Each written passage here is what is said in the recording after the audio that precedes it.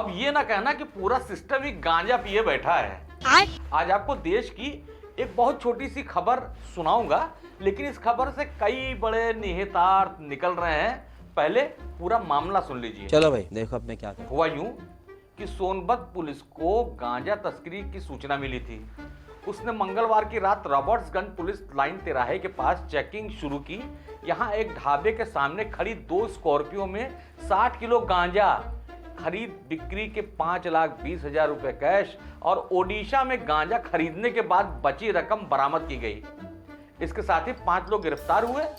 ये एक अंतर्राज्यीय गैंग था। सभी ढाबे के सामने खड़े होकर एक लग्जरी वाहन से दूसरे में गांजे की बोरियां रखवा रहे थे। खास बात यह है कि इसमें सुल्तानपुर के एक सिपाही भी शामिल थे। लोग तो सोचे होंगे कि जब ये सिपाही से हवलदार बनेंगे तो गाना बजाया जाएगा, जब से सिपाहिया से भैले हवलदार के। हाँ, लेकिन कमबख्त किस्मत खराब, गांजा स्मगलिंग में धर लिए गए। सच बताऊं, मुझे इसमें इनका जरा भी कसूर नजर नहीं आता है। सब कसूर सिस्टम का है।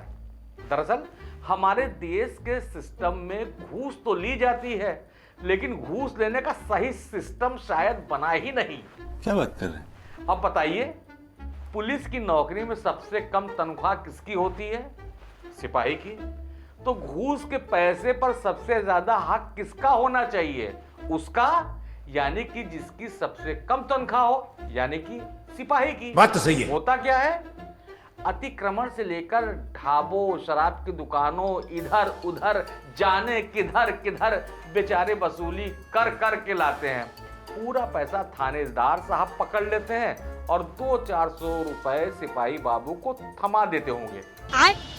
थानेदार साहब भी अपना हिस्सा निकाल कर लिटिल सीओ साहब को पकड़ाकर कप्तान साहब की ओर बढ़ा देते होंगे। You very चालाक ब्रो। कप्तान साहब भी कहते होंगे, हे, मैं तो नहीं लेना चाहता था, लेकिन ऊपर तक पहुंचाना होता है ना।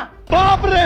ऊपर वाले कहते होंगे, लिसन, ये करप्शन की रिवर तो मेरे ऊपर पॉलिटिकल लीडर्स की वजह से बहती है। गाड़ी स्टार्ट कर। नेताजी कहते होंगे, भैया चुनाव लड़ना है, विधायक खरीदना है, पार्टी तोड़नी है, रैली करनी है, पैसा तो चाहिए ही ना। अब चुनाव तो होना ही है, सरकारें तो बनती ही हैं, बहुमत तो चाहिए ही होगा। तो भैया कौन नेता अपना घर बेचकर चुनाव लड़ने जाएगा? सबको इसी सिस्टम से पैसा चाहिए। तो मेरा निवेदन है कि सिपाही जी का जो ख्याल रखना चाहिए ना, या फिर गांजा तस्करी में उनको छूट दे दीजिए। बस इतना ही कहना था। मेरा डिस्क्लेमर यह है कि हो सकता है कि देश में कोई भी घूस ना लेता हो, लेकिन घूस और भ्रष्टाचार की खबरें सुनता रहता हूं, इसलिए हो सकता है झोंक में कह गया हूं। खाकी खादी किसी को भी बुरा लगा हो ना, तो अम्मा जाने दो कहकर मुझे बख्श दीजिए। राम राम। चलो।